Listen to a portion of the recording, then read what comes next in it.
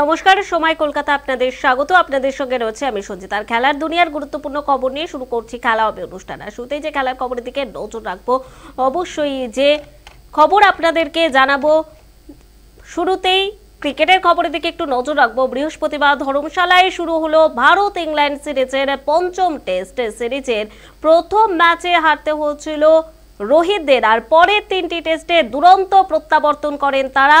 এক টেস্ট বাকি থাকতে সিরিজ জিতে নিয়েছে ভারত। বিশ্ব টেস্ট চ্যাম্পিয়নশিপের কথা মাথায় রেখে এই টেস্টকেই গুরুত্ব দিচ্ছে মেন ইন ব্লু ব্রিগেড। ধর্মশালার টসে জিতে প্রথমে ব্যাট করার সিদ্ধান্ত নিয়েছিল ইংল্যান্ড অধিনায়ক বেন স্টোকস, যদিও অধিনায়কের সিদ্ধান্ত কাজে দিল না। ভারতীয় স্পিনারদের দাপটে 218 রানের শেষ ইংল্যান্ডের ইনিংস। একাই 5 উইকেট নিলেন কুলদীপ যাদব। 4 উইকেট পেয়েছেন শততম টেস্টে খেলতে নামা রবিচন্দ্রন অশ্বিন। 1টি উইকেট পেয়েছেন রবীন্দ্র জাদেজা। সফরকারী দলের হয়ে সর্বোচ্চ রান করেন জ্যাক ক্রলি, 89 রান করে আউট হন তিনি। তবে এ বিষয়ে ম্যাচের আপডেট অবশ্যই জানবো, আমাদের সঙ্গে আমাদের প্রতিনিধি থাকবেন। তবে আপনাদেরকে যেমনটা জানাচ্ছিলাম যে ধর্মশালায় শুরু হয়ে গেছে ভারত ইংল্যান্ড সিরিজের পঞ্চম টেস্ট। সেখানে 218 রানে শেষ ইংল্যান্ডের ইনিংস। একাই 5 উইকেট নিলেন কুলদীপ যাদব। এ বিষয়ে ম্যাচের আপডেট জানবো, আমাদের সঙ্গে টেলিফোন লাইনে রয়েছে আমাদের প্রতিনিধি পুরন্দর চক্রবর্তী। পুরন্দর, এই মুহূর্তে ঠিক কি আপডেট রয়েছে? তোমাকে প্রথমেই বলবো, ভারত যেহেতু সিরিজ ইতিমধ্যেই জিতে গেছে, কারণ 3-1 ফলাফল এই জায়গায় দাঁড়িয়ে ভারতের পরাজয় করতে পারে না, ভারতের পকেটের সিরিজ চলে এসছে।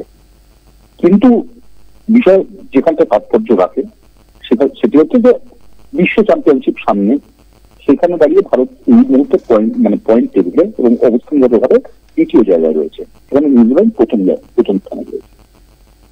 এই জায়গাটা আরো কি করে শক্তপোক্ত করা যায় সেদিকে লক্ষ্য রেখে ভারত কিন্তু টিমটা সাজিয়েছে।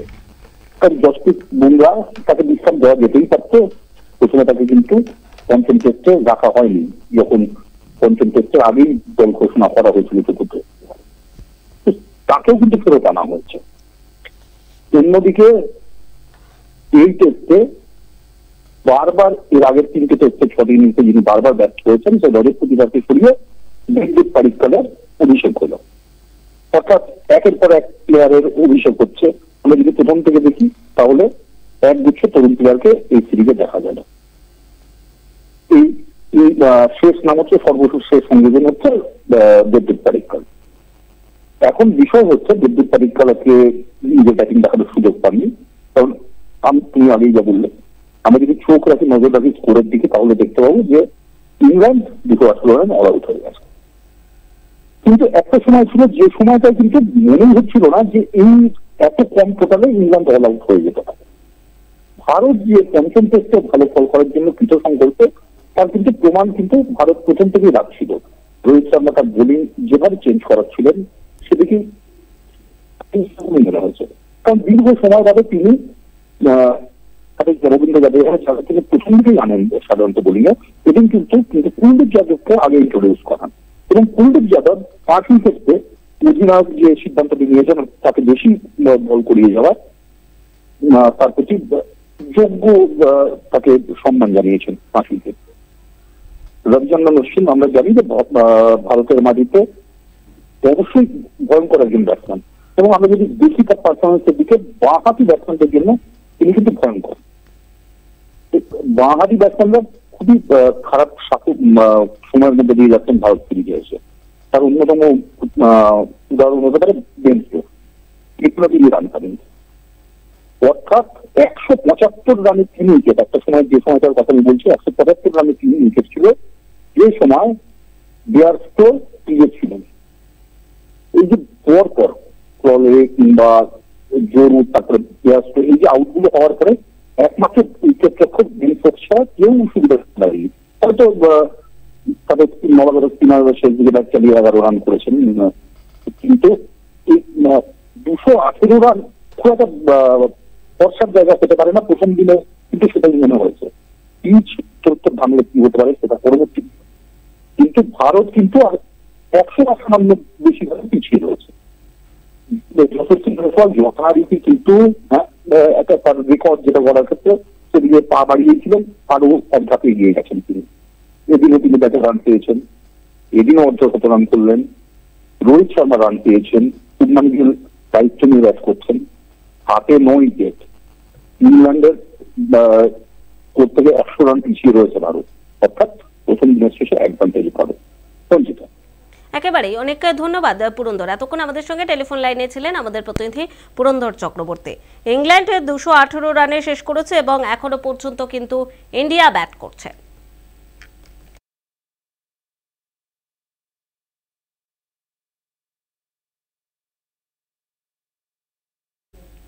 ডার্বির আগে এফসি গোয়ার বিরুদ্ধে ম্যাচকে পাখির চোখ করেছিলেন কার্লোস কুয়াদ্রাত। তবে জয় তো দূরের কথা, নিদেন পক্ষে 1 পয়েন্টও কপালে জুটল না তার দলে।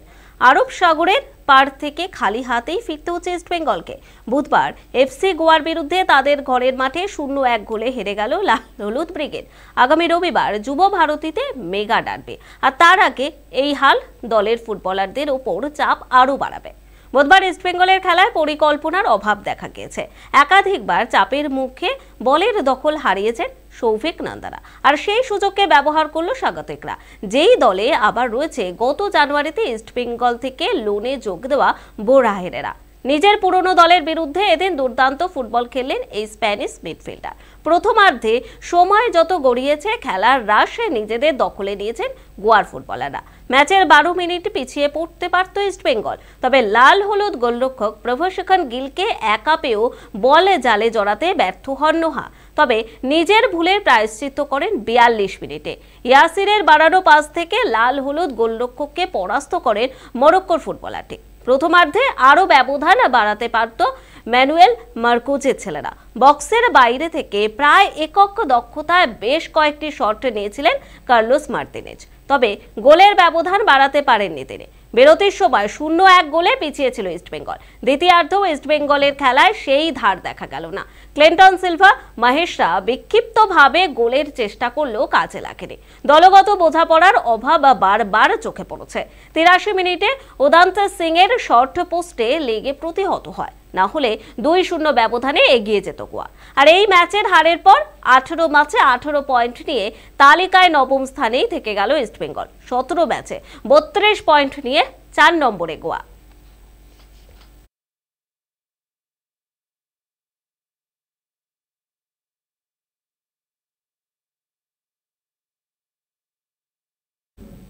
এবার একটু নজর রাখবো চ্যাম্পিয়ন্স লিগের খবরে। প্রত্যাশা মতোই চ্যাম্পিয়ন্স লিগের কোয়ার্টার ফাইনালে উঠল রিয়াল মাদ্রিদ। তবে শেষ 16র ফিরতি পর্বের ম্যাচে জয় পেল না কার্লো অ্যানসেলোত্তির ছেলেরা। বুধবার সান্টিয়াগো বের্নাবুতে আরবি লাইপজিগের সঙ্গে ম্যাচ শেষ করলো 1-1 গোলে। তবে প্রথম লেগে জয়ের সুবাদে শেষ 8-এ পৌঁছতে সমস্যা হয়নি রিয়ালের। রিয়ালের মতো চ্যাম্পিয়ন্স লিগের কোয়ার্টার ফাইনালে পৌঁছে গিয়েছে ম্যানচেস্টার সিটিও। বড় জয় পেয়েই শেষ 8-এ পৌঁছেছে গতবারের চ্যাম্পিয়নরা।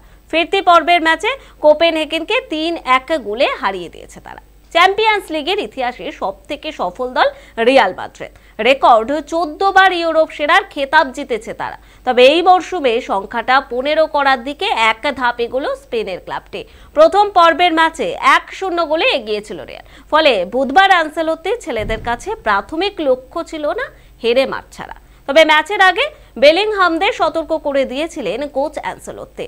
একাদশ বাছাইয়ের ক্ষেত্রেও বেশ সতর্ক মনে হয়েছে বর্ষিয়ান কোচকে। এদিন আক্রমণে শুধু ভিনিসিয়াস জুনিয়রকে রেখে শুরু করেন তিনি। ফলে প্রথমার্ধে দাপুটে মেজাজে দেখা যায়নি রিয়ালকে। অন্যদিকে ম্যাচে জেতার জন্য সর্বশক্তি প্রয়োগ করে জার্মানি ক্লাবটি। তবে হাড্ডাহাড্ডি লড়াই হলেও প্রথমার্ধের কোনো দল কাঙ্ক্ষিত গোলের দেখা পায়নি। দ্বিতীয়ার্ধের শুরু থেকে যদিও কিছুটা ছন্দে ফেরে রিয়াল, গোলের খাতা খোলার জন্য ছটফট করছিলেন ভিনি, আর দলের হয়ে প্রথম গোলটি তিনিই করেন। বেলিংহামের বাড়ানো পাস থেকে বলে জালে জড়িয়ে দেন ব্রাজিলের তারকা। তবে সেই গোল ধরে রাখতে পারেনি তার দল। 68 মিনিটের মাথায় জার্মানির দলের হয়ে খেলায় সমতা ফেরান উইলি ওরবান। প্রথম গোলের পর স্বাগতিকদের উপর আক্রমণের চাপ বাড়ায় লাইপজিগের ফুটবলাররা। ড্যানি ওলমোর একটা শর্ট ক্রসবারে লাগে, তবে ভাগ্যদেবী রিয়ালের পক্ষে থাকায় গোল হজম করতে হয়নি। অন্য একটি ম্যাচে জয় পেয়েছে গতবারের চ্যাম্পিয়ন ম্যানচেস্টার সিটি। কোপেনহেগেনের বিরুদ্ধে প্রথম পর্বে 3-1 গোলে এগিয়েছিল পেপ গুয়ার্দিওলা ব্রিগেড। দলের 2 তারকা কেভিন ডি ব্রুইনা এবং ফিল ফডেনকে প্রথম একাদশে রাখেননি সিটি কোচ। যদিও তাতে জিততে কোনো অসুবিধা হয়নি তাদের। খেলা শুরু হওয়ার 5 মিনিটের মধ্যে ম্যানচেস্টারের দলকে এগিয়ে দেন ম্যানুয়েল আকাঞ্চে। প্রথম গোলের 4 মিনিটের মধ্যে ব্যবধান দ্বিগুণ করেন আর্জেন্টিনার বিশ্বজয়ী ফুটবলার জুলিয়ান আলভারেজ। 0-2 গোলে পিছিয়ে পড়েও সাধ্যমতো লড়াই চালিয়ে যায় ডেনমার্কের ক্লাবটি। 29 মিনিটে একটি গোল শোধ করে তারা।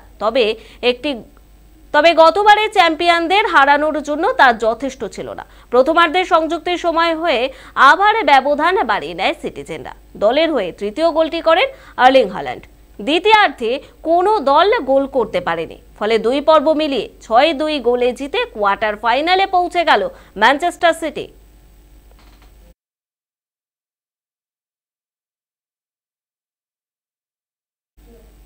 খেলা হবে অনুষ্ঠান এই পর্যন্ত। দেখতে থাকুন সময় কলকাতা। সময় বলবে সময়ের কথা।